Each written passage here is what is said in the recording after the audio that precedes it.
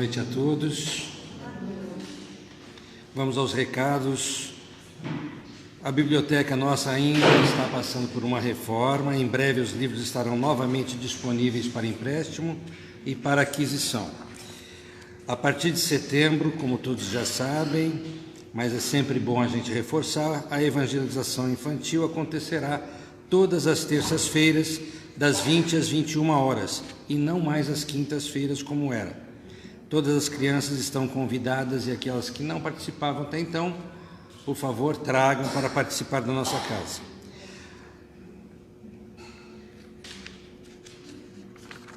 O último recado era da macarronada, que já aconteceu. Então vamos para a psicografia da noite. O enfermeiro sorridente. Falaram que eu ia melhorar.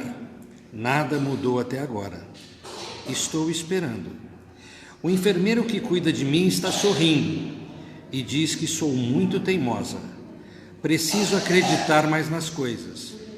Ele disse que assim como demorei muito para acreditar que tinha morrido, estou demorando para acreditar que posso ser curada. É claro, os médicos falaram que não tinha cura. Ele diz que a medicina espiritual é superior à medicina terrena e que o meu corpo, mesmo parecendo físico, não é mais da mesma matéria que tinha. Por isso, é mais fácil a cura. Mas salienta que preciso querer, acreditar e ser mais paciente. É verdade, a rosa que tenho aqui no vaso não morre. Está aqui desde que me deram do jardim e já deveria ter morrido há muito tempo. As coisas são diferentes mesmo. O enfermeiro ainda fala que sou muito Tomé e ri. É só dar risada. E ele só dá risada. Ainda bem que ele não fica bravo comigo. É sempre gentil e alegre. Essa mensagem foi psicografada no dia 23/8, aqui na nossa casa.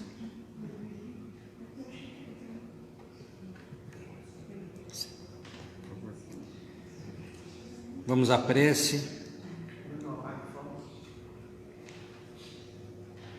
Senhor Jesus, amigo de nossas almas, abençoa este momento de encontro e aprendizado. Que possamos, Senhor, estar sintonizados com a Tua luz divina, permitindo que cada momento aqui passado sejam de palavras proferidas e sementes de transformação. Que o entendimento se faça presente em cada espírito aqui reunido e que possamos aprender uns com os outros, guiados pela bondade e pela fraternidade. Que assim seja, graças a Deus.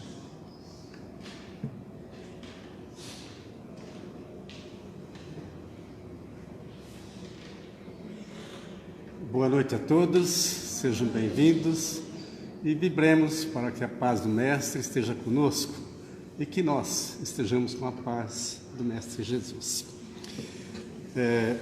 Para as reflexões da noite, nós escolhemos o tema o mal e o remédio. Então eu vou começar com a leitura do texto do Evangelho.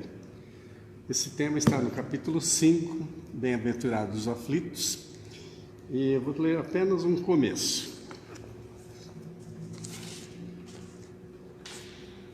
Então, o mal e o remédio é uma lição trazida por Santo Agostinho, na época da codificação. A vossa terra é, pois, um lugar de alegria, um paraíso de delícias? A voz do profeta não ressoa mais aos vossos ouvidos?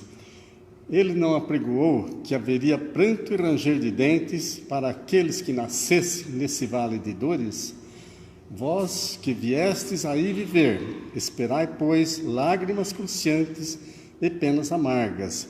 E mais, as vossas dores sejam agudas e profundas, olhai o céu e bendizei o Senhor por ter querido vos experimentar. Ó homens, não reconhecereis, pois, o poder de vosso Mestre, senão quando ele tiver curado as chagas do vosso corpo e coroado os vossos dias de beatitude e de alegria? Não reconhecereis, pois, seu amor, senão quando ele vos tiver adornado o vosso corpo com todas as glórias e lhe tiver restituído seu brilho e sua brancura? Imitai aquele que vos foi dado como exemplo, chegado ao último degrau da abjeção e da miséria, estendido sobre o lixo, disse a Deus: Senhor, conheci todas as alegrias da opulência e me reduzistes à miséria mais profunda. Obrigado, obrigado, meu Deus, por querer bem experimentar vosso servo. Até quando vossos olhares se deterão nos horizontes marcados pela morte? Quando vossa alma desejará, enfim, se soltar além dos limites de um túmulo, mas se devesse chorar e sofrer toda uma vida, que seria isso ao lado da eternidade de glória, reservado àquele que tiver suportado a prova com fé, amor e resignação? Procurai, pois, consolações aos vossos males no futuro que Deus vos prepara, e a causa deles no passado. E vós que sofreis, mais considerai-vos os bem-aventurados da terra. A lição continua, mais um bom trecho, mas é o suficiente para nossas reflexões. E para hoje, eu procurei variar um pouco, me espelhando em explicações e comentários de Emmanuel no livro Fonte Viva. Esse livro aqui, em cada lição, são 180 liçõezinhas. Começa com um trechinho do Evangelho, uma frase, várias epístolas de Paulo, e aí Emmanuel pega aquele texto e comenta da maneira dele, quer dizer, desdobra aqueles textos. Então eu pensei vários desses trechinhos para a gente refletir junto com Emmanuel o que é que ele nos traz. E esse livro aqui, olha, para mim, como ele tem muito do Evangelho, é também um livro de luz, como o Evangelho tem sido mostrado. E eu tenho uma gratidão imensa por esse livro, pelas tarefas que tem aqui, pelas lições, porque em 1988 eu estava com um problema sério, fiz cálculos, estava disposto a pedir demissão, sem saber certo que não ia tomar, mas já estava praticamente decidido. Aí, à tardezinha, no intervalo, fiquei pensando, porque eu gostava do que eu fazia. Aí fiz uma prece e lembrei que eu tinha no porta-luva do carro um Fonte Viva. Fiz a prece e abriu acaso. Olha, abriu uma clareira para mim, que a partir daquele dia eu fiz, conforme a sugestão da lição de Emmanuel. Olha, aquilo foi mudando o panorama, a ponto de um mês depois eu estar em situação muito melhores do que outros chefes que eram do mesmo nível hierárquico que eu. Então, você vê o valor de uma lição se a gente aproveitar, né? E vamos, antes de começar com o Emmanuel, alguns comentários. Vamos falar primeiro sobre o mal. Então nós aprendemos na doutrina que o mal é tudo que se afasta das leis divinas, se afasta de Deus, dos ensinos de Jesus, né? E o bem, ao contrário, é tudo aquilo que nos aproxima de Deus. Só que tem uma diferença muito grande. O mal não foi criação divina, é criação nossa, criação da humanidade da Terra. E ele vai desaparecendo. À medida que nós vamos nos melhorando, vamos nos evangelizando, aprendendo a amar mais, o mal vai sumindo, como vem sumindo. A Terra foi muito mais bravia, muito pior do que é hoje, apesar das atrocidades que ainda acontecem. Então ele vai desaparecer. Já o bem não. O bem é criado por Deus, é eterno, e para nós ele irá evoluindo à medida que nós vamos nos evangelizando, nos tornando mais cristãos, né? e nos conduzindo, cada época, cada encarnação, para a suprema felicidade. Então, são nossas considerações. Mas vamos ainda distinguir o que é o verdadeiro mal e o que não é bem um mal, apesar que nos pareça ser um mal. Então, por exemplo, aquele mal que eu faço, que me prejudica, minha saúde, eu desencarno mais cedo, com vício, sei lá o quê, ou aquele mal que eu faço para alguém, esse, para nós, na nossa fase, é o verdadeiro mal, porque ele vai nos acarretar sofrimentos futuros, dores, aflições, encarnações difíceis, às vezes grandes obsessões. É aquilo que a gente fez, porque é a criação nossa. Eu pensei, eu senti, eu pensei, eu fiz, ou pelo menos pensei em fazer. Se eu não conseguir, mas eu sou culpado também. Então, esse é o mal. Agora, uma enfermidade séria, um desencarne de pessoa querida, uma pobreza, uma aleijão, seja de nascimento ou de um acidente, e vai por aí afora. Na verdade, nós achamos que isso é um mal. Na verdade, isso é um bem. Porque nos ensina o Evangelho, a doutrina espírita, que aí nós estamos tendo recursos para quitar um débito do nosso passado. Um delito, muitas vezes grave, que cometemos no passado, ou nesta ou em outras vidas, e já estamos pagando através desses problemas graves que estamos sofrendo. Por isso que Santo Agostinho, nessa lição do Evangelho, coloca para a gente agradecer a Deus. Quanto mais dura seja as provas, mais sofrida a lição, mais a gente agradeça, porque Deus quis nos provar bem. Então, o verdadeiro mal parte da gente, é o que a gente faz, né? Mas vamos agora, eu pensei várias lições do livro Fonte Viva, que olha, são 180 liçõezinhas, trechinhos do Evangelho, cada um comentado por Emmanuel. Então eu pensei algumas, porque o nosso tempo é assim, né? A primeira que eu peguei para nossas reflexões é a número 91, intitula-se que o vosso amor, aliás, intitula-se Problemas do Amor. E o que está no texto evangélico? Que o vosso amor cresça cada vez mais no pleno conhecimento e em todo discernimento. É uma epístola de Paulo aos Filipenses, né? Está no Evangelho de toda a Bíblia. E alguns comentáriozinhos do Emmanuel sobre esse tema. O amor é força divina do universo. É imprescindível, porém, muita vigilância para que não a desviemos na justa aplicação. O amor à riqueza, o amor aos bens materiais é avareza. O desrespeito aos valores alheios é sempre sentimento de inveja. E ele tece outros comentários nessa linha. E ele coloca: instruamo-nos, pois, para conhecer, eduquemo-nos para discernir, para que o amor cresça em nosso coração e tenhamos sempre gratidão. Depois eu peguei a 102, intitulada Regozijemos sempre. E olha, gente, sempre é sempre. Não é hoje sim, estou alegre, agradeço, amanhã eu reclamo, eu blasfemo.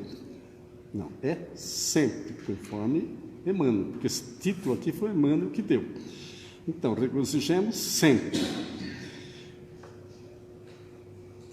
E está assim, ó, regozijamos não só nos dias felizes, mas sempre. Nos dias felizes é fácil, é natural. Nos dias difíceis também precisamos agradecer. Precisamos nos espelhar na natureza. Porque aí ele comenta, quando vem, por exemplo, uma grande tempestade e derruba ninhos de aves, às vezes derruba até árvores, causa uma enchente, e vai por aí fora, a gente está cansado de ver, né? Para a gente é uma catástrofe, é um problema. Só que, o que Emmanuel mostra para a gente? A natureza se refaz, ela se recompõe e deixa grandes valores. Por exemplo, onde alagou, a terra se torna mais fértil. É que na cidade não é bem isso, porque a gente invade o leito do rio, mas no sítio a gente via bem isso. Ele alaga, depois ali fica o melhor lugar para plantio, né? As aves reconstroem seus ninhos, então a natureza vai se reconstruindo. Então que a gente se espelhe na natureza, que a gente aprenda a se reerguer, a corrigir, a levantar. Deus é Pai, que nunca nos abandona. Aqui eu pulei uma, porque o nosso tempo eu cronometrei e vi que não ia dar. Então vem depois a questão 112. Uma pergunta do apóstolo Paulo a Jesus, naquela visão, quando Paulo ainda prendia cristãos, mandava às vezes até tirar a vida, porque o conceito dele era outro. E Ananias tinha transformado a noiva dele, Abigail, em cristã. Tinha conseguido torná-la cristã. Paulo ficou furioso. Pegou mais alguns soldados e estava a caminho de Damasco para prender Ananias. Teve a visão de Jesus, que é a passagem que todos conhecem, caiu do cavalo. Aí, quando ele vê Jesus, que ele se recompõe, ele simplesmente pergunta: Mestre, que queres que eu faça? Então, olha a grandeza. Ele percebeu a partir daquele momento que ele estava errado, que ele não poderia continuar fazendo o que ele estava fazendo. Então, essa pergunta, a partir do momento que ele faz para Jesus, ele nunca mais perseguiu ninguém, nunca mais fez mal nenhum. Ele tentou fazer seu apostolado, mas o povo tinha medo dele. Era um perseguidor que prendia, que açoitava, que daí fora, os cristãos. De repente vai lá querer fazer um sermão, uma pregação. Ele se afastou 2 anos no deserto, junto com Gamaliel, que tinha sido o mestre dele, para depois voltar e conseguir fazer o grande apostolado que ele fez, conseguindo levar o evangelho, inclusive, para os poderosos, porque ele tinha, em nome romano, ele tinha um poder, né? Então, a partir daquele dia, ele não fez mais o mal. Agora, e nós? Nós perguntamos a Jesus: Mestre, o que queres que eu faça? Será que perguntamos? E é importante a gente pensar nisso. E, a partir de então, procurar sempre estar atento, não só fazer o bem, não fazer mal nenhum. São reflexões trazidas por Emmanuel com muita riqueza. Então, vamos lá.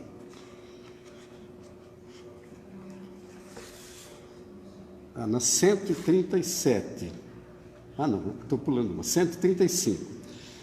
Se perdoardes aos homens as suas ofensas, também vosso Pai vos perdoará. Isso está em todo o Evangelho. Então, olha, por mais graves te pareçam as faltas do próximo, não te detenhas em reprovação, por mais graves que sejam. Condenar é cristalizar as trevas, opondo barreiras ao serviço da luz. Procura nas vítimas da maldade algum bem que possa soerguê-lo. Bom, a gente conhece pessoas que têm uma tendência maldosa, que é maledicente, que levanta calúnia, que explora de várias maneiras. A gente procurar observar esse irmão, porque são nossos irmãos, não importa que estão fazendo mal, e que a gente procure achar nele algum valor para que a gente possa começar a erguê-lo do mal. E aqui eu lembrei de muitas comunicações na reunião mediúnica, de espíritos que comparecem se dizendo não merecer nada, não merecer ajuda, não merecer perdão, porque são muito maus. Eles próprios se intitulam de muito maus. Alguns batem o pé, você tentando ajudar, tentando mostrar. Aí a gente procura com calma, levar ele à reflexão, lembrar de alguma prece que ele aprendeu quando era criança, com a vovó, com a mamãe. Ele vai abrandando um pouco. Aí a gente sugere para que ele lembre de algum bem que ele fez para alguém. Durante essa vida, algum bem, uma hora você fez para alguém. É muito comum naquela hora ele se lembrar, e às vezes até aquela pessoa que ele ajudou está ali presente para socorrer. Então, a gente procure, naqueles irmãos que a gente considera como maus, o bem que possa ter nele, né? E na 137, atendamos ao bem. Em verdade vos digo que quantas vezes fizestes isso a um desses pequeninos, a mim o fizeste. Jesus, palavras de Jesus que Emmanuel pegou para essa lição. E aí ele comenta, não só pelas afirmações da fé, porque em muitos casos, as frases sonoras são gritos da alma vazia. Então não adianta estar aqui falando às vezes bonito, agradável, às vezes até me parecendo bonzinho. Se não tiver o fazer, está pondo em prática o amor, a caridade, a compreensão para aquele que erra, enfim, todos os preceitos que o Evangelho nos ensina, que a doutrina nos clareia, são gritos de uma alma vazia, que não vai ter repercussão. Então, Emmanuel levanta com uma propriedade esse ponto, porque eu estou pegando um pouquinho do que ele comentou. Uma lição sempre tem uma página e meia desse livrinho aí, né? Mais ou menos, né? Então, é interessante. A lição 138, o justo remédio, título do Emmanuel.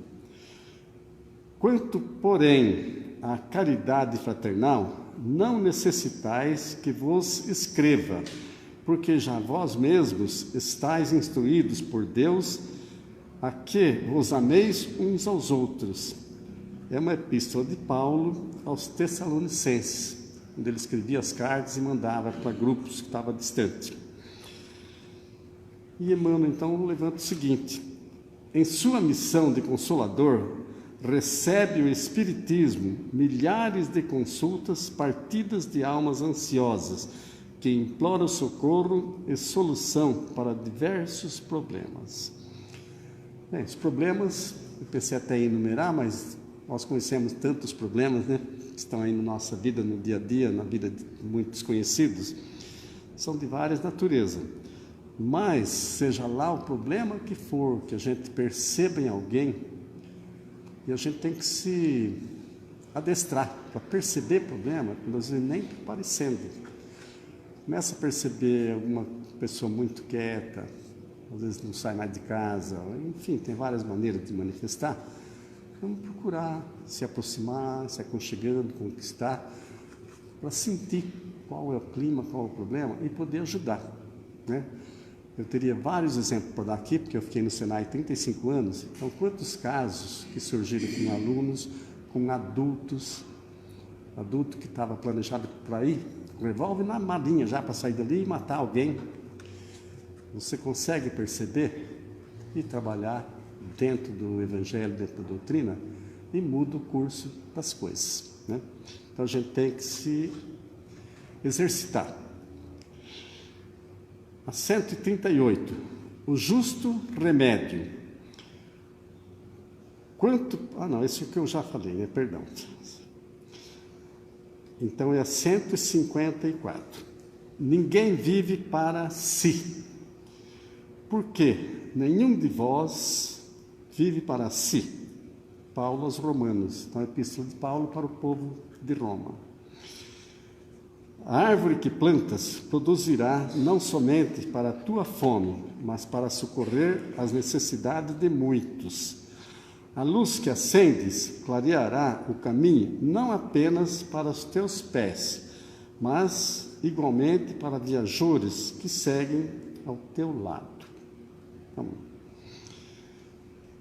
é outra riqueza. Eu fui criado no sítio até os 16 anos, naquela época, na década de 50, né? 40 e 50. E eu conheci homens, porque naquela época a gente morria com 45, 50, aqueles que chegavam a 55, nossa, morreu velho, né? Hoje já mudou muito. Então, homens às vezes de 35, 40 anos, 45, alguém fala, por que você não planta um pé de manga, uma laranjeira aí? Eu não, vou plantar, não vou estar mais aqui, não vou comer dos frutos. Mas ele se esquece de que aqueles frutos que ele come de outras árvores, alguém plantou aquelas árvores. Então, Emmanuel levanta essa questão, mostrando que a gente não vive só para si. No Evangelho fala sobre o eremita, aquele que quer se isolar, viver sozinho. Ele fica estacionado. Deus nos colocou para vivermos em família, vivermos em sociedade, porque é aí que a gente vai se lapidando, né? E passando agora para 159. Na presença do amor. E o texto do Evangelho. Aquele que ama a seu irmão está na luz e nele não há escândalo. Está no Evangelho de João, capítulo 2. Então, vamos primeiro comentar o que é escândalo, segundo a doutrina espírita nos passa. Os estudiosos já sabem, mas vamos repetir, né? Quando a gente está, às vezes, sendo infiel, ou está rotupiando dinheiro de algum caixa que ele tem acesso, ou está falsificando alguma coisa, está inventando alguma tramóia para levar vantagem, mas ninguém descobriu, para nós não tem escândalo. Agora, se é descoberto, vem à tona, lá, puxa, o Genésio trabalhava na caixa do posto de gasolina e estava desviando dinheiro e tal, aí é escândalo. Mas segundo a doutrina espírita, segundo Jesus, todo mal, todo desvio da rota do Evangelho é um escândalo, independente se foi descoberto ou não. Então, depois desse comentário, vamos ver Emmanuel, o que falou. Quem ama o próximo sabe, acima de tudo, compreender. E quem compreende sabe livrar os olhos e os ouvidos do venenoso visco do escândalo, a fim de ajudar em vez de acusar ou de servir. Então, a gente não pode estar querendo divulgar todo o erro de alguém, né, levianamente, não. Se a gente perceber o de alguém, vamos tentar ver se tem algo que eu possa conseguir ajudar. Eu já citei aqui, mas faz tempo, vou citar de novo. Uma vizinha, andando pelo bairro, viu a esposa do vizinho dela com um outro homem se atracando lá. Ela não teve dúvida, chegou em casa e contou para o marido dela. Ele simplesmente saiu. O que aconteceu? Chegou lá e matou os dois. Era verdade? Era. Mas era melhor ter silenciado, porque o mal que ele cometeu foi muito maior do que aqueles dois estavam cometendo. Então, Emmanuel, uma vez mais, traz com muita riqueza ajudar em vez de acusar ou desservir. A 167. Observemo-nos.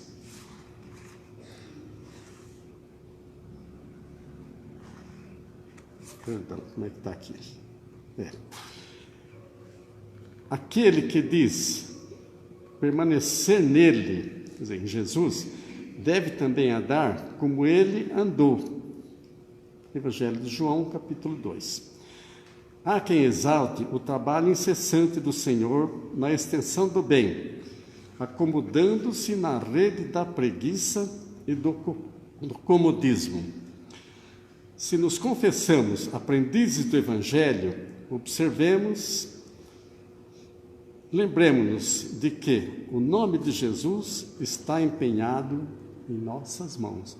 Então, nós aqui, pequeninos aprendizes do Evangelho, procurando ser bons espíritas, somos já um pequeno trabalhador do Cristo, né? Temos que ser multiplicadores do Evangelho de Jesus, multiplicadores de todo o bem que isso pode trazer. Então, como ele fala aqui, o nome de Jesus está empenhado em nossas mãos. Somos pequeninos trabalhadores de Jesus. E temos com isso o dever de ajudar sempre, fazer o nosso máximo, o nosso melhor. Porque muitas vezes a gente faz até alguma coisinha e acha que está bom. E não percebe que poderia fazer muito mais. Quantos conhecidos espíritas, praticantes, que desencarnaram e depois de algum tempo vêm comunicar, e o que mais reclama é isso: eu poderia ter feito muito mais, poderia estar melhor aqui do que estou, né? Então, que a gente fique atento e se acomode na cadeira de preguiça, como ele fala aqui. E a 176, necessidade do bem. E consideremos-nos uns aos outros para nos estimularmos à caridade e às boas obras. Também Paulo aos Hebreus, né? Examinemo-nos mutuamente, acendendo a luz da fraternidade, que a fraternidade nos carreie os destinos. Sem perseverança no bem, não há caminho para a felicidade. Então, lembrando que fora da caridade não há salvação. Então, com religião, sendo espírita, sendo católico ou o que for, o bem, a caridade é o carro-chefe, é o amor, né?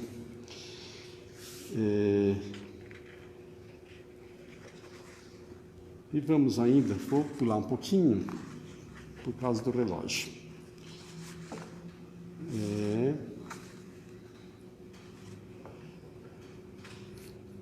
Sigamo-lo.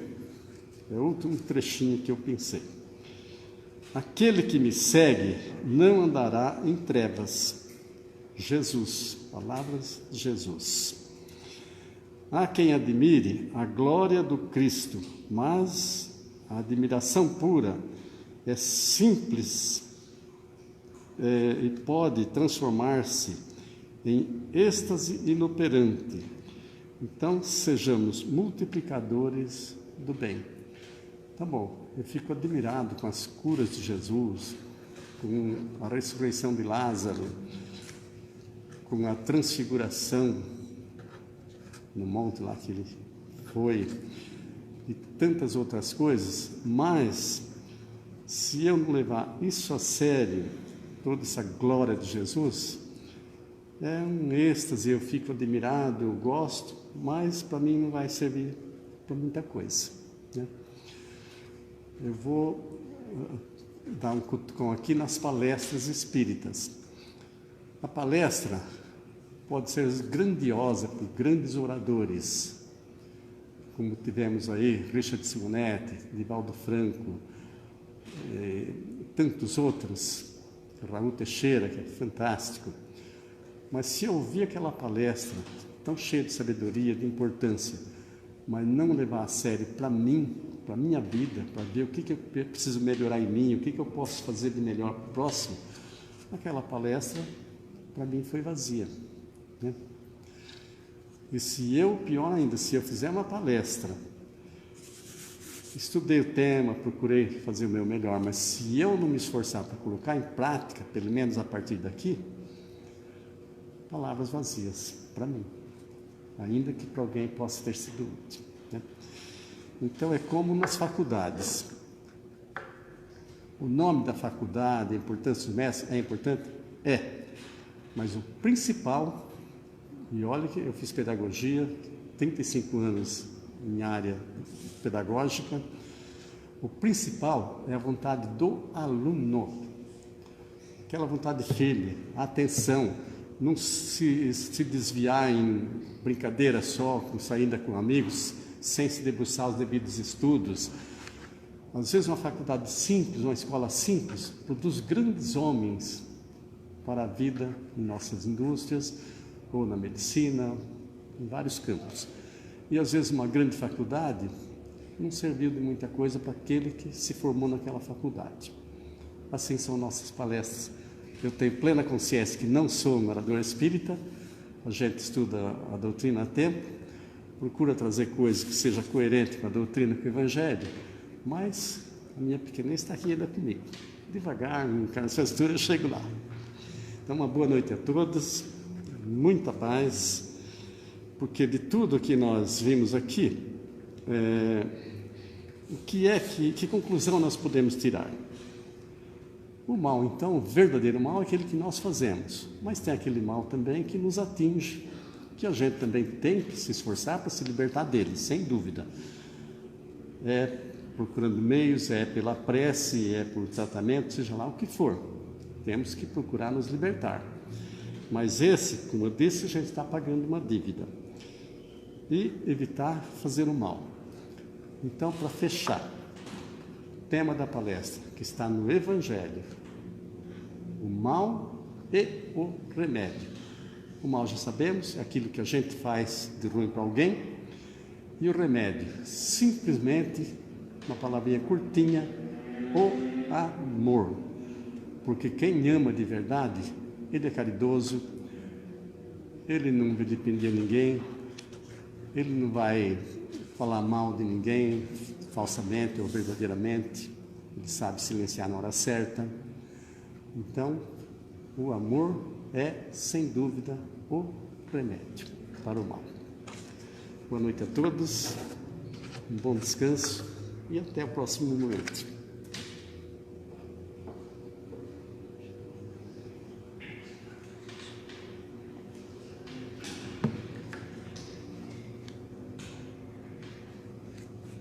E assim, Pai, agradecemos a mais esse momento de aprendizado e reflexão. Que as lições aqui compartilhadas integrem nossos corações e que possamos levar para a nossa vida diária aquilo que aqui foi trazido. Lembrando que, ao sair daqui, os nossos mentores espirituais e anjos de luz nos acompanham ao retorno dos nossos lares. Pedimos que o amor e a fraternidade se façam presentes, Senhor, em nossos pensamentos e atitudes, e que a paz do nosso Mestre Jesus nos envolva hoje e sempre. Que assim seja, graças a Deus.